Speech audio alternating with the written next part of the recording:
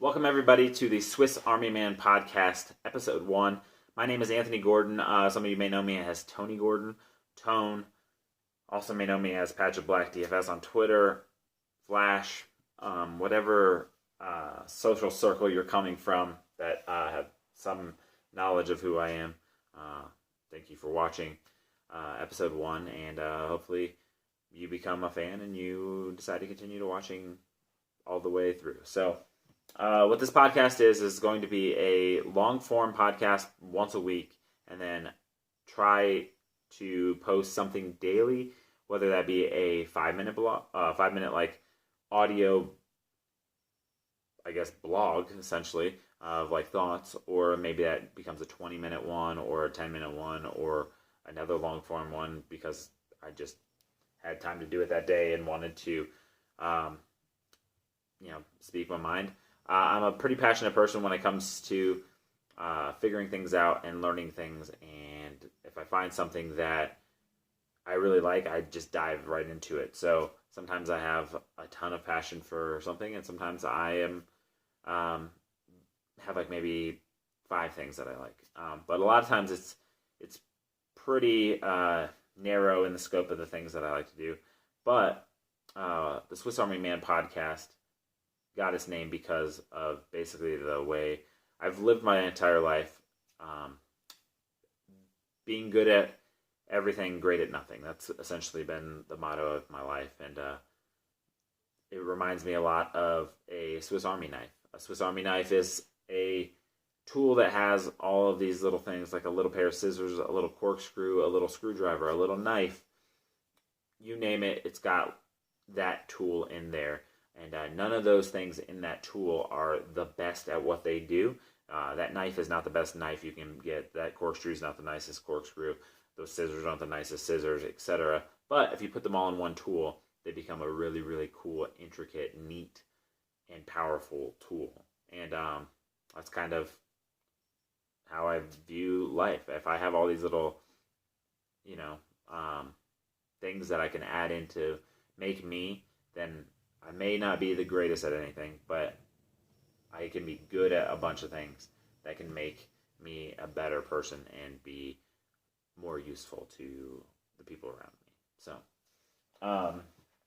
that's why the name Swiss Army Man podcast came about. So, didn't want to name it after like myself or anything like that. So, wanted to go with something a little bit different. So, Swiss Army Man podcast it is.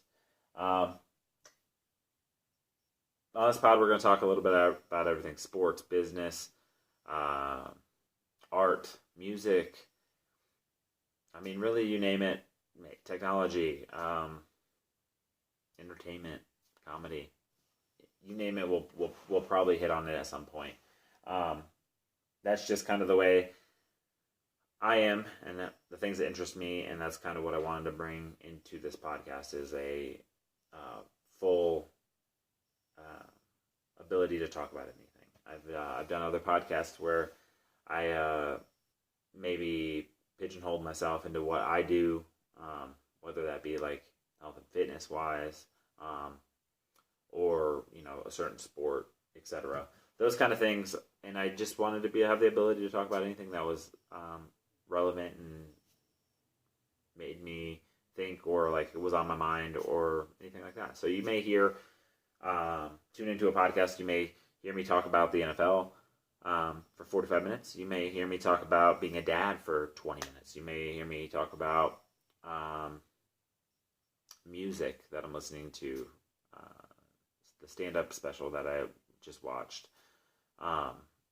Any of those things can be topics that could be take an entire show or take part of a show or run the gamut. It could be very niche and nuanced and just have a little 10-minute blurb about something, or it could be part of this long-form one. So in this long-form one, I'm also hoping to do like a listener question at least every episode that I do long-form. So these will be once a week scheduled as of now.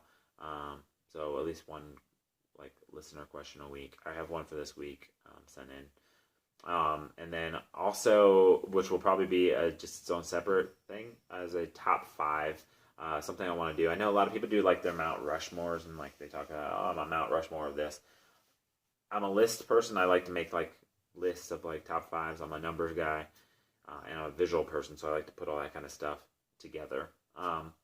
And do these. I want to do these top fives, and that comes from having an actual conversation with somebody recently, and they asked me a question, and it'll actually be the first question that I do here, but it'll probably end up just being its own little side podcast. That's like one of the shorter days.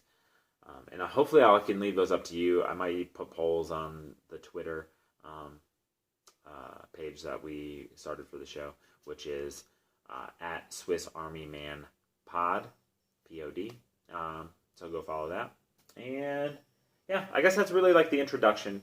And after the introduction, let's get into the actual things that like we're here to talk about, which is for me today probably a little bit more sports heavy than it will normally be. Usually we'll have some other stuff, but a lot of sports stuff going on right now and stuff I want to touch on. So I record this the day before, so this is Tuesday, but you'll be listening to it on a Wednesday if you listen to it the day it comes out. So we're 2 days removed essentially from Monday Night Football once you're listening to this. So I want to talk about some surprise teams. Some teams that maybe should have been better than they are, and some teams that are better than they should have been because no one saw it coming. So I went through the list and looked through it. Tried to keep injuries out of it because that's a tough thing to really like predict before the season, and also just not something that you really want to step into of like, hey, yeah, the Steelers are 1-4, but they also lost their quarterback for the year. Not expecting that. That's a tough pill to swallow. But these are teams that are like mostly healthy, but have some surprise results so far. So let's start out number one, obviously, with the 49ers. I don't know, maybe everybody else saw it coming. I did not see the 49ers being 4-0. I know Jimmy G was good. I knew that he was coming off injury. The running back committee there, of Burita and, the other guys is not having a solid, like, lead back, and then, like, not a ton of names, on the receiving core. Obviously, George Kittle at tight end is could be possibly one of the best tight ends in the league, if not maybe the best tight end in the league by the end of this year if he keeps going.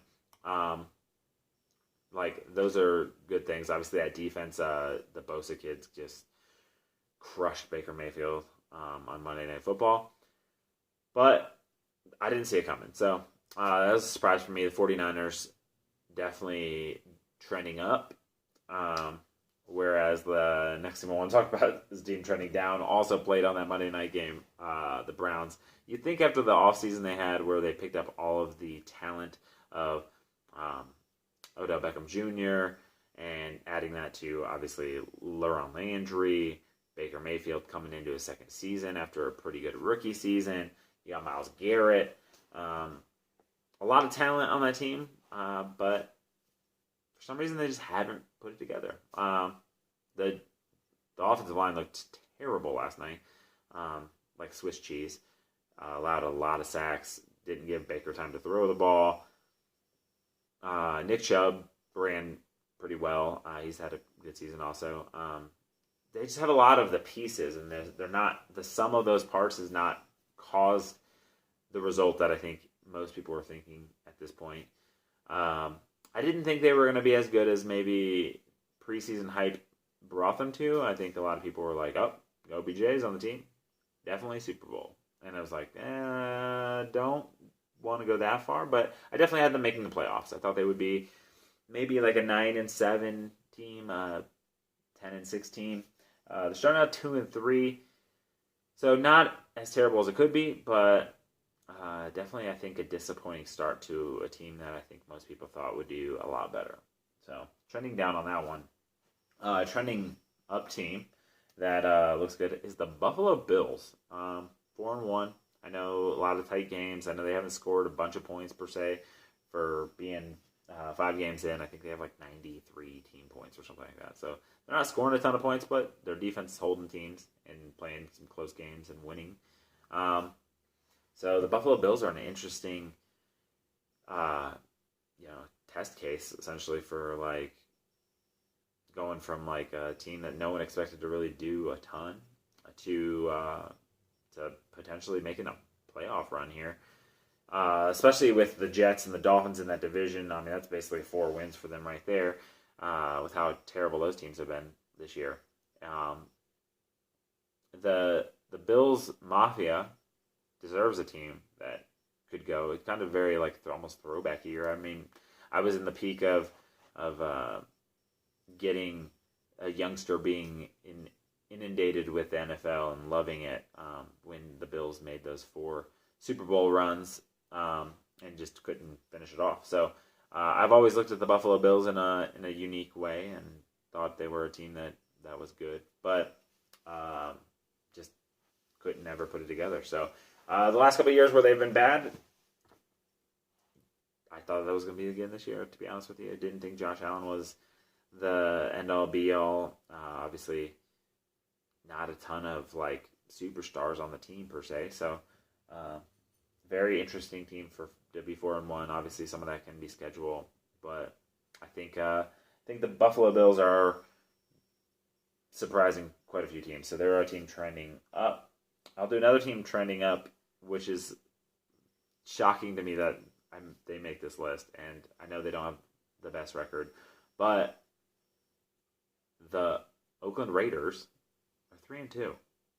I don't know that after the tremendous offseason they had of getting Antonio Brown, all of the drama, Antonio Brown gone, John Gruden having a kind of rough go of like trading everybody under the sun last season, getting them off the team, and bringing it in. I don't think a lot of people would have expected them to be 3-2. I'll be honest, I think I had them getting 3 wins like the entire season, maybe. Maybe a little bit more. I think I had them getting 6, but like they're on pace to put up a pretty good season and maybe even make a run at a wild card. If it's a season where like those middle teams are all kind of fighting it out. I think it's gonna be a tight race probably for like a last seed in the playoffs. So many teams are way high, and then so many teams are way low, as in like 1 or 0 wins or 5 wins and 4 wins. I think that middle ground will have like a little pack of teams fighting for a spot in the playoffs. And Oakland could be one. Could be one of them. It's wild, but I mean, 3-2, good start to the season. I know tight games and stuff like that, and they pulled it out against some teams that people didn't think they could pull it out against, but that'll give them some momentum probably going forward to go attack other teams and play them hard. So Oakland isn't my last trending up team, I believe. Yep. And then my last trending down team that surprised me was the Atlanta Falcons. 1-4 so far. I've never been a huge fan of Matt Ryan, but he just seems to kind of always like be slightly above average. You got Julio Jones there, good receiving core. They were in the Super Bowl a couple years ago, and it doesn't seem like they've made a ton of changes per se, but like the team just doesn't want to win. It seems like the one win they got was pretty decent fashion, and that came down to the end of the game. I believe that was against the Eagles, if I remember right. And it's very shocking to see a team with a quarterback that, I mean, is a quarterback in the NFL that should do well and does play mostly well, to kind of be 1-4 is not where I would have seen them, especially like with Drew Brees injured in that division and the Bucs like being weird, and the Panthers, Cam's out. You got a backup quarterback there. You would think Matt Ryan would be having this team a little bit further in the future and a little bit ahead of those other teams that have like their futures not looking so good with like backup quarterbacks. But it's the NFL. Parity is crazy, and one position here and there can definitely swing major pendulum. So those are my trending up, trending down surprise teams. comment below and who you think is your biggest surprise so far for through week 5, because those are some really big ones. Moving from that into another sports theme, and also because I just mentioned the Oakland Raiders, and shout out to Trashman Ronnie. I actually had this on my agenda to talk about, but then in one of our little group chats, it got brought up again, and found it quite interesting to get an Oakland fan's perspective. But the Oakland A's might be the Las Vegas A's soon enough. So I guess some issues with their stadium being owned by the city and the county, something like that, half and half. And I think it's the county is trying to sell or wants to sell to the Oakland A's franchise for like 80 million, somewhere in there, 82, 85. And the city doesn't want that. They want them to sell the other half to them. Oakland wants it so they can basically, from what I gather, renovate the area to help support the fund to go and build a new stadium on, I guess, the waterfront, which is in desperate need because the Oakland Coliseum is, from everything I've heard, not a great place to attend a sporting event, which is obviously part of the reason why the Oakland Raiders are moving to Las Vegas as well. So kind of one of the interesting things that really kind of caught my eye with this was, so Oakland has this team that has, 3 major sports essentially, because Golden State was there. Golden State basically wants no affiliation with Oakland. You have the Oakland Raiders leaving Oakland and becoming the Las Vegas Raiders soon enough. Now you may have the A's going there. So Vegas is a good spot because with gambling becoming legal pretty much across every state, probably soon enough, you're going to have more sports books opening, in which case you're going to have the stigma of Vegas kind of going away because you're going to have gambling a little bit more accessible everywhere else. And then they already have the Golden Knights and the Las Vegas Aces. Both teams have made runs in their early, adoption of it as a team in playoff appearances and even a Stanley Cup final. So far proving to be a pretty good sports town. You had a NFL team and an MLB team there. I could even see an NBA team going there from somewhere.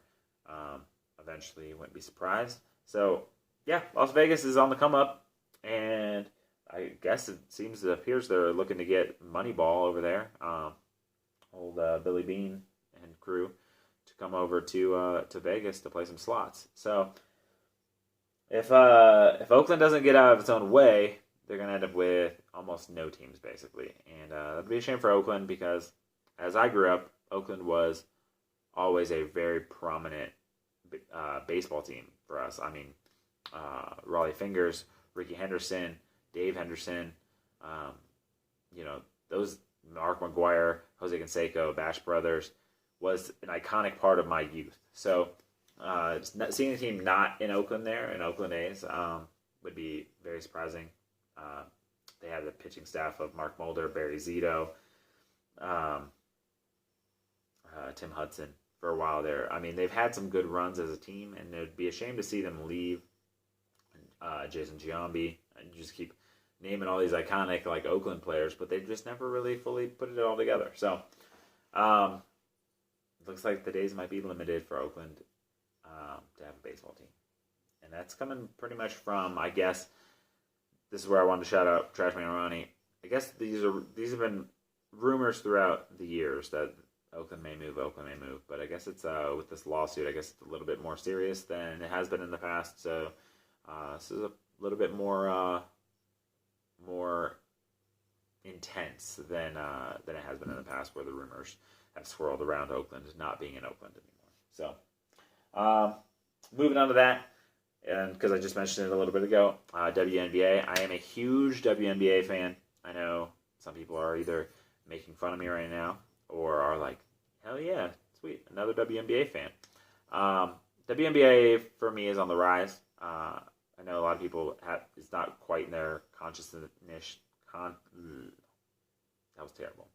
Quite in their like conscious thoughts of things to watch, but you have an incredible game that's going to go on tonight. When you see this, the game's already happened, but Washington Mystics versus the Connecticut Sun. It's 2-1 in the WNBA Finals, and Washington can close out today. Washington Mystics happens to be my favorite team. I've been watching for years, ever since they came out with little tin can trading cards for the inaugural season. Rebecca Lobo has been a favorite of mine for a long time. When she was at UConn, I wrote her a letter. She wrote one back to me, or someone else typed it up. She definitely signed it, though. And I've always been a supporter of women's basketball. I've always enjoyed the game of it. I love the NBA, too, and I don't think it has to be mutually exclusive. I think you can love both sports. I think it's a little more technical of game. Obviously, people are like, oh, we need dunks and excitement. And you get a lot of excitement in WNBA. We've had buzzer beaters in this playoff. Injuries, people battling through injuries. Elena Deladon's playing with a friggin' herniated disc in her back. Alyssa Thomas is playing with 2 torn labrums. I mean, absurd amount of like grit and wanting to like put forth an effort and give a great product. And I love the WNBA. This could be the last game of it for the season if Washington hopefully wins. As I am a Washington fan, I hope they pull it out. But yeah, it'd be really interesting to see that happen. That goes down tonight. I believe it's on ESPN too, ESPN. So hopefully, if you are watching this, you're a WNBA fan too, and you're like, sweet, right on. It's definitely something I will continue to talk about as the season gets ramped up for next year and all that stuff too. WNBA, it's a good thing to go watch. I think it's a sport on the rise. If you look at just the trajectory it's going, I know a lot of people want to talk about the pay and all that stuff. The NBA, people forget that like when it was around the same age as the WNBA, they were dealing with the same thing. Pay was an issue. People were working at other jobs. Not even necessarily going overseas because that really wasn't a market like it is for the women's basketball to go overseas and play and make more money. But the revenue they got from the league, the percentage-wise, was way less, and that changed right around this time, in the same time frame. And the attendance looked pretty similar. They weren't selling out arenas, and look what the NBA has grown into. So I do expect it to take a good amount of time, but I think we're almost about to hit a golden era for what the WNBA is looking back on it in maybe 50 years. We'll say this is kind of the turning point the last couple of years here. So I definitely really think the WNBA is on the rise. I think it's definitely something more people will be checking out. I think some of that's helped out by, their likeness is getting in video games. Also, things like FanDuel and DraftKings putting on WNBA a couple years ago, as I think this was year 3 that they've done contests for that, and people are just getting name recognition with players and stuff like Elena Deladon, Alyssa Thomas, Natasha Cloud, Christy Tolliver, Jonquel Jones, some really big names in just this finals on top of Asia Wilson, Liz Cambage, just a bunch of other talented. Sylvia Foles. I know Maya Moore was out this year, and Skylar Diggins-Smith didn't play to start the season. But you have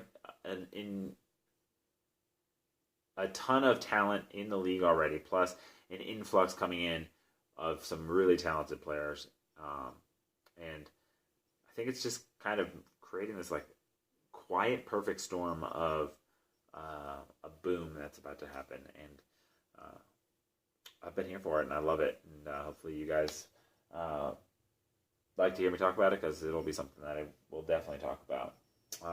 Moving from the WNBA, though, to the NBA. On Hot 97, Kevin Durant said, and I want to read it because I don't want to screw it up. The cool thing right now is not the Knicks. Basically, from what I gather in reading his comments, is, and I think he's spot on, is the kids that are in the NBA now, that are hitting their contracts, and they're coming up, and people are like, oh, he's going to come to the Knicks because the Knicks have this prestige, and they're cool. And he's like, we grew up with the Knicks not being good, so they're not cool. They're not good.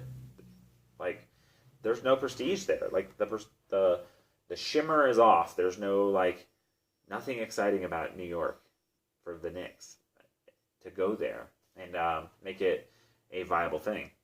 Now, you could almost say, but you went to the Nets, and there's really nothing exciting about the Nets either. They've had some playoff runs and stuff, and they've fared okay, but the Brooklyn Nets haven't really ever done anything great either. So, but I do like the thought and kind of breaking it up, especially it brings me to the thing that I like to talk about, which is in a social media era of things and how they are laid out for the world to consume. You don't need to be in New York, LA, any of the big markets to make it big. So you could play in Brooklyn, which, yes, I know is New York, but it's not the New York team. The New York team is the Knicks. So you can play in, and I think Kevin Durant learned this probably really well from going to Oklahoma City, where he made a name for himself in a small market team. A lot of these smaller markets have the ability to almost be a benefit to the player, I think, because they're not in these major media, like traditional media markets where they're just getting killed if they do one thing wrong or like put on a pedestal if they do one good thing right. It's the social media is really telling you what's real. So Zion Williamson is playing in New Orleans, and he was the biggest thing to come out of this last draft. If he is great and he goes out and averages 35 points a game and 10 rebounds and 5 assists, and he just puts on like a crazy year, he's going to get put on a pedestal because he deserves to be put on a pedestal because he's producing, not because he had like this maybe crazy dunk and that's all you see of him. If he plays bad and he averages 5 points a game but he has 2 really crazy dunks a game, he's going to be a little Instagram clip, and people are going to say he is not the guy that we thought he was. We thought he was going to be this all-star player and blah, blah, blah. So the internet will always be right, essentially, in the major portion of it. If you poll everybody, you'll see the real answer, which is pretty much, either he played good or he played bad. Regardless, he may have some highlight films, but that doesn't make him a good player. So I'm not saying he's not going to. I'm saying the internet will eventually be the jury on how you've handled it. And that's great in terms of for the players because they don't need to be in those markets that traditionally you had to be in to get endorsements and sneaker deals and all that stuff. You can be in New Orleans and be a player that gets all of the benefits of being in a big market without being in a big market. So, and with, I think, minimal downfall. So, you get all the benefits of being in a big market while you also don't get a lot of the negatives that come from being in a big market, like, being on, the quarterback of the New York Giants. Eli was either hated or loved. He made a mistake. He was vilified. If he won championship, he was celebrated. Those are big market things that you deal with in traditional media because the traditional media still runs in that way. So I think what Kevin Durant was saying is incredibly spot on and also really reflects on the way that these newer generation of players are going to be thinking about some of these long-term decisions, which then in terms becomes exciting for things like me or people like me who love baseball And typically, for a long time there, it was like, oh, so-and-so's a free agent, going to the Yankees, going to the Red Sox, going, So some of those like more recognizable teams aren't necessarily getting the same pull they used to have. They still do have the pull, but in this past, off season, you saw Manny Machado go to San Diego while Bryce Harper went to the Phillies. So not necessarily the major market teams. Some of that might have been contract stuff, but I'm sure they were probably in the running. But there's things that these other smaller market teams can do to compete with the bigger dogs, which only helps the sport grow and get better, and teams be better, and more exciting teams always equals more exciting games, because you're now not having as few of games that just no one wants to watch. And so Durant pretty much spot on there, and kind of displaying probably the unpopular opinion of the Knicks are not cool, and everyone's saying the Knicks are going to get everything, blah, blah, blah, because they're the Knicks. It's just not how it works anymore. Sports are changing.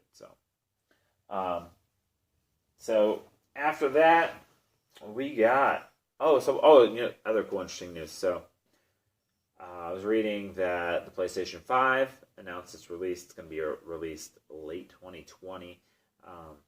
This kind of goes to technology, and I'll be really interested to see. I haven't read up all the features, but I'll be interested to see with like the rise of using audio as things of like Alexa and Google and all that kind of stuff come around, how that integrates into like video games, and also like just as like video games continue to grow in their importance, and there's esports leagues popping up, and esports people are making good money. These esports athletes are becoming just as famous worldwide, if not as like actual athletes. So esports and these new gaming consoles and all that makes this a really interesting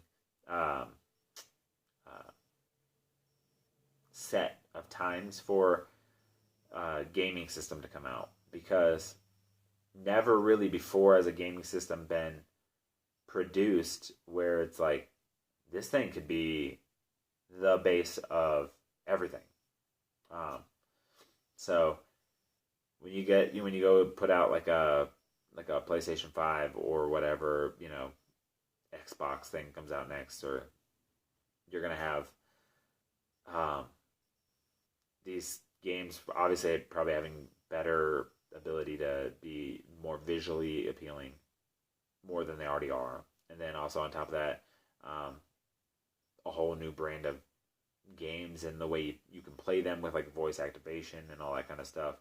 I think we're going to get into a really, really crazy time here, where these games are very, very interesting, coming from somebody who's seen it as a kid playing Pong on an Atari in my grandma's living room.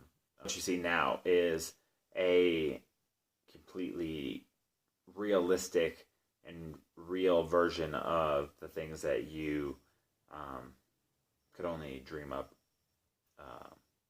years ago. So very interested to see how that goes, and as we see technology grow, seeing just the innovation of it all, it's pretty cool time to be looking at some of these things and see how they're going to change a high portion of how people interact day to day with online gameplay, plus kids going out and playing with friends, or even sports.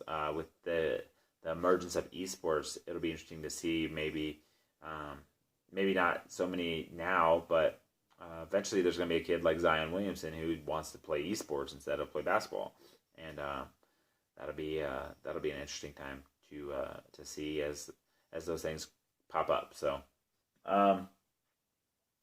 that's like the bulk of like the things I was planning on talking about for the beginning part of this. I'm going to get to this top 5, which is an interesting debate of it's something I kind of really had to like think about a lot. Top 5 in ranking people makes things really interesting because you're basically putting a definitive order on things. So it is something I like to do, so it will become part of this. But the first one was a tough one, and it comes from a conversation I had with a friend. Someone we were talking about doing things that like made you happy and like make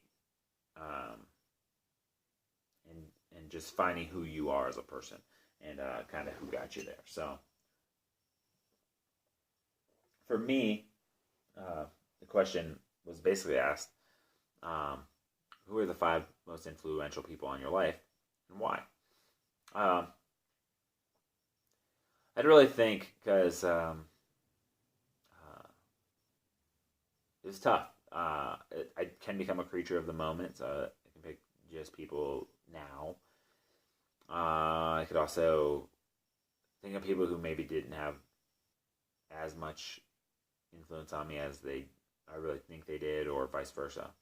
But I came up with my list, and it's a little bit of a weird list, but it really does kind of explain who I am,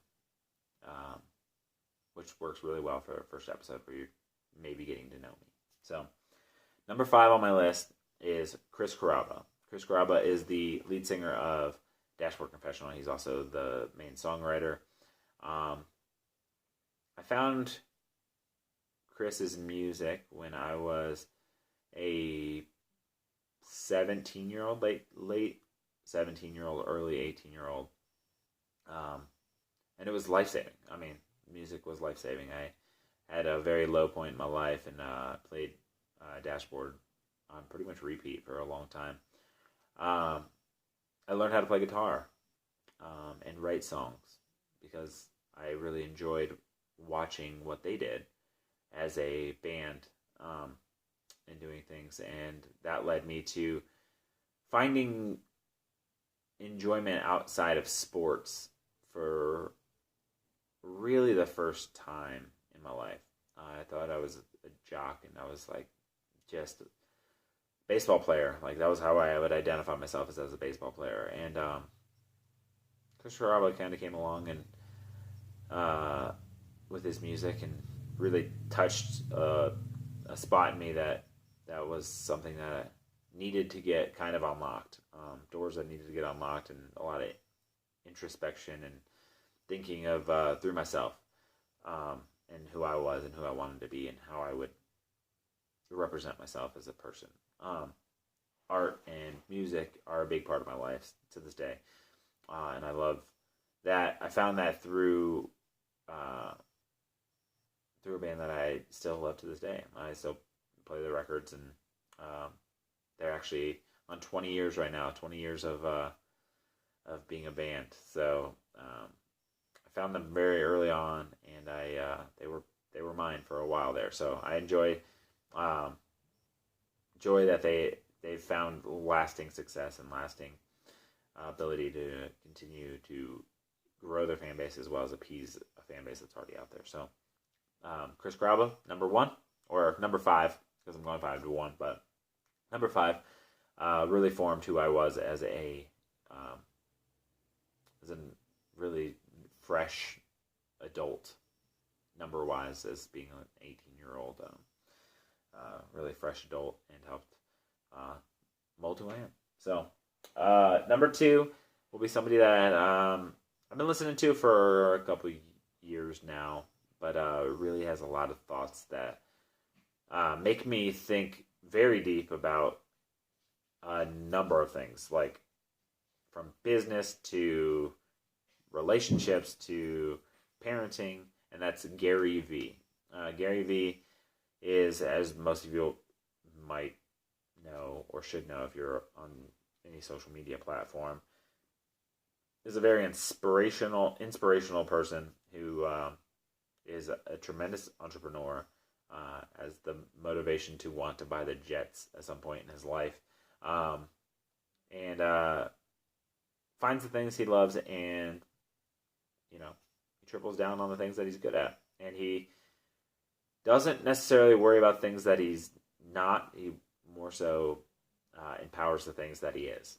And for someone who is 36 now, I was feeling for a while that I didn't achieve anything with my life. In actuality, I've achieved quite a bit, and I've enjoyed my route to where I'm at.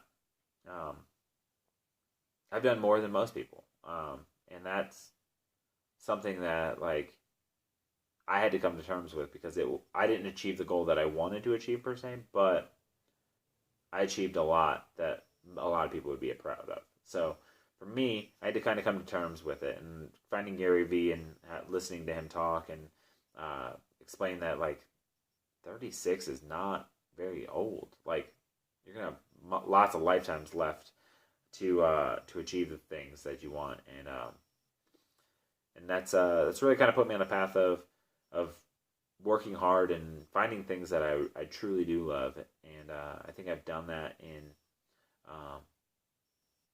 a number of ways recently, and things that could or could not end up happening going forward that may be very interesting to the story of my life at the end of it. But all of that, a lot of that has been set in motion by listening to Gary Vee and kind of having an attack mentality of, go do the things that are going to make you happy, and go do the things that you can find that you'll enjoy, and do more of it. And I've done that, and it's what's helped grow who I am as a person, as a parent, as a father, as a husband, as a creative person.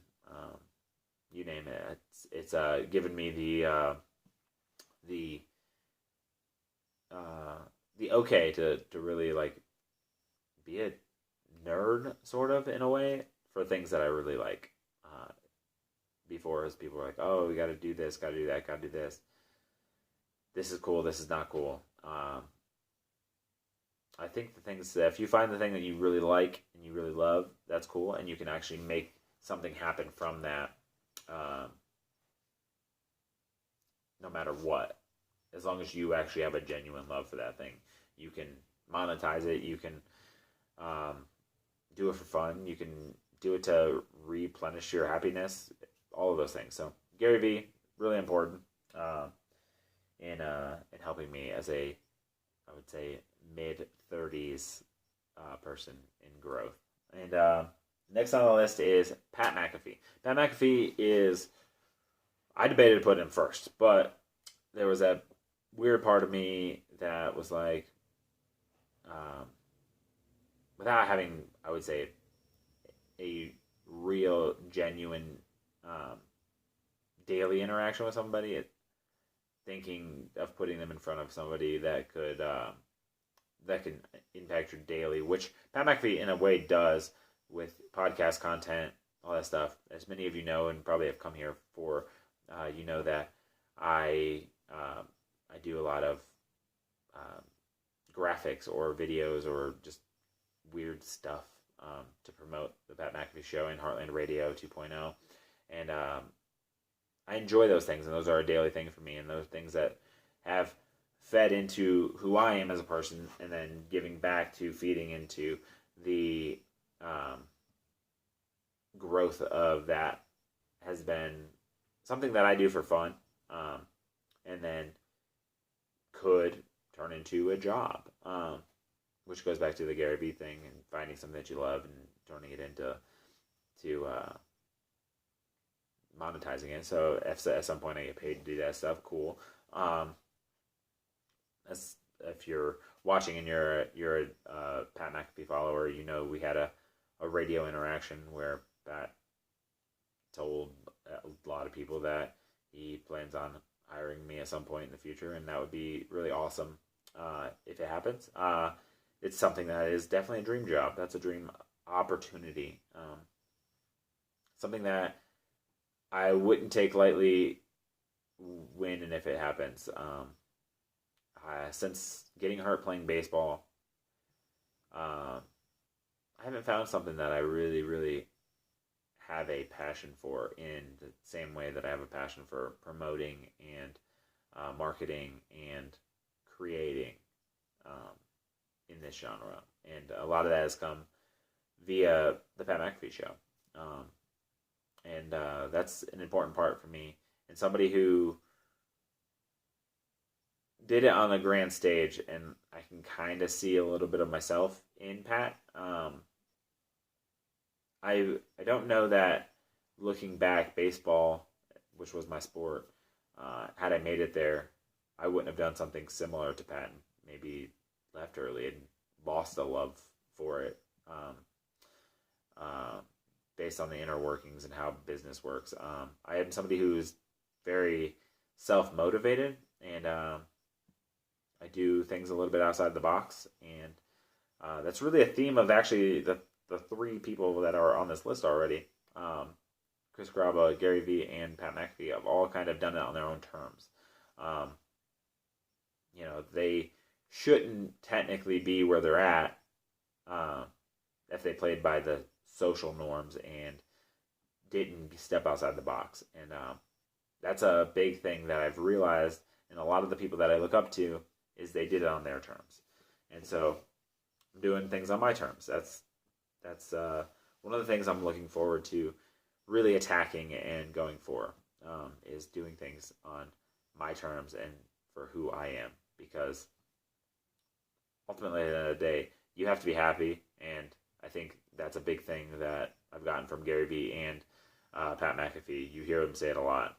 Pat walked away from the NFL because of happiness. He walked away from Barstool because of happiness.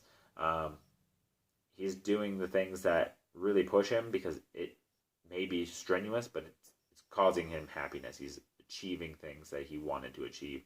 Same thing with Gary Vee. It goes back to a lot of happiness and a lot of you may have big goals, but those big goals don't necessarily have to be the things that people want you to do. They can be the things that you want to do. And that's whether or not it, gives you a ton of money or doesn't give you a ton of money, or you can live off it. If it feeds your happiness, then go for it. Because a lot of times that's where the happiness and money intersect, is going after the things that you genuinely, authentically find happiness in. So number 2 will fit with that trend almost too. Is number 2 is my brother. His name is Jonathan Gordon, and he is an artist, and he is a damn good artist, and somebody that I've looked up to since I was born, both physically and probably literally in the situation. I love him to death. He's a very interesting human being, somebody that I've found myself in deep conversation with, and also stupid, silly conversation with. Someone that's pushed me and been a big fan of mine, and also challenged me and told me when I was screwing up. So someone that took me a while to understand, and also completely understood from the start. Having a brother and someone that's close enough in age that you are in the same social settings a lot of times is an interesting dynamic. I was the younger brother, and so I was always trying to tag along with the older kids, which I think makes you learn faster, and I think improves you faster. So that's a thing that really helped me. And my brother was really he's really important in the growth of who I am, and being somebody who enjoys art and enjoys thinking through things in maybe a different perspective than a lot of other people in the world. So my brother Jonathan Gordon, who's also doing what he loves to do for a living, is my number 2. And then last but not least, number 1 is my dad. And my dad is number 1 not because he's a flawless human being, not because he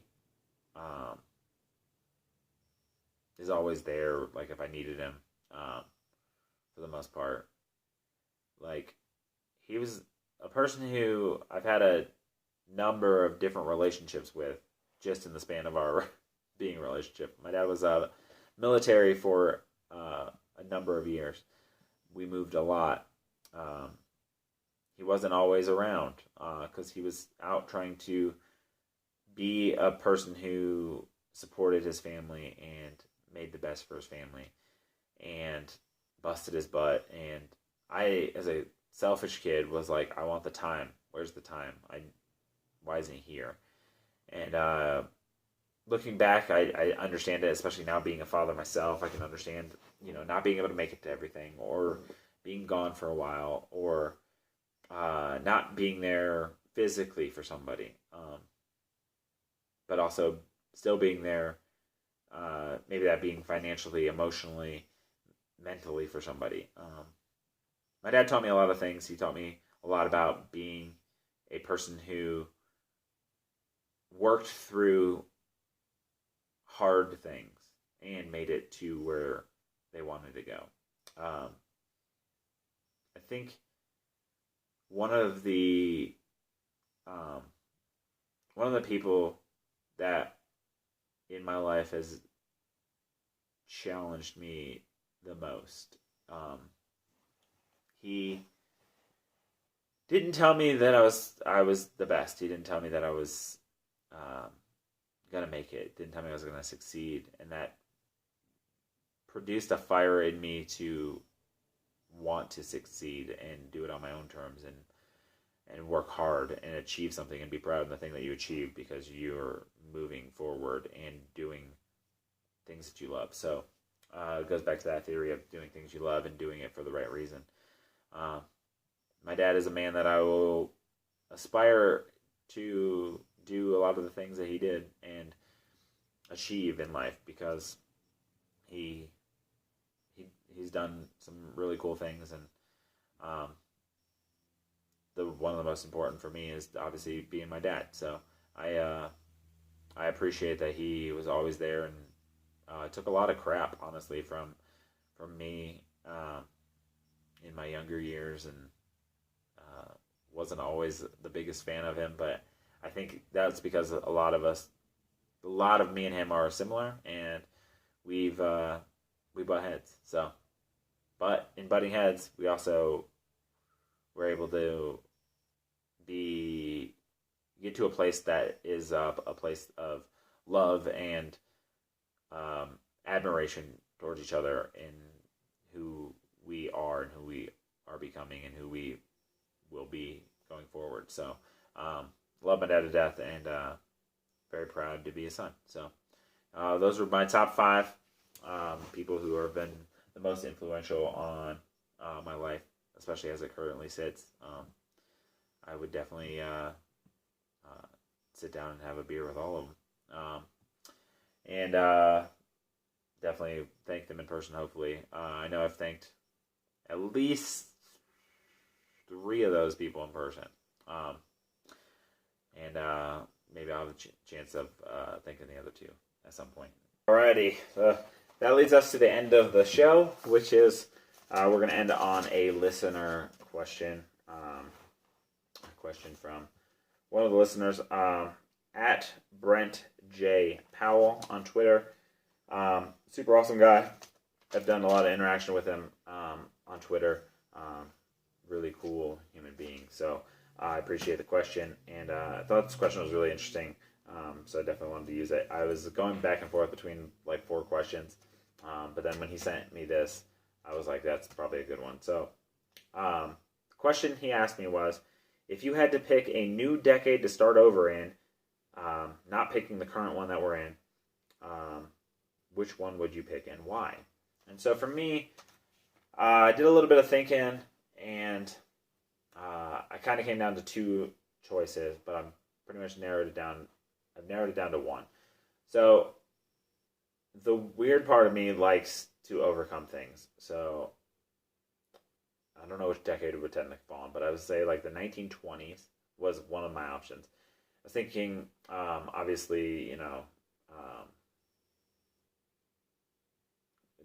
the how poor everybody was, and like the time frame where like everybody lost a lot of things and a lot of struggle. obviously, that would be dependent on me saying that I was going to make it out of it for it to be a choice. But I think that era would be an interesting one. I think also with the way I think, maybe coming out of that, maybe I would have been a very successful businessman in running a business going forward out of that, or capitalizing on what I could out of the Great Depression.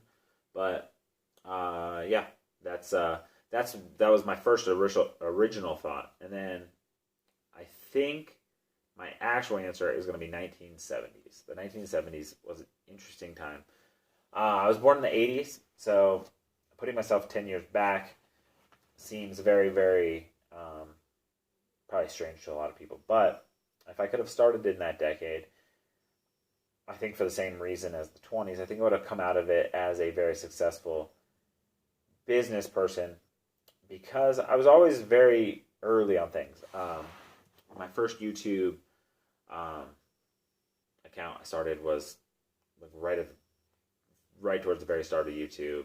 I've been on platforms pretty early on.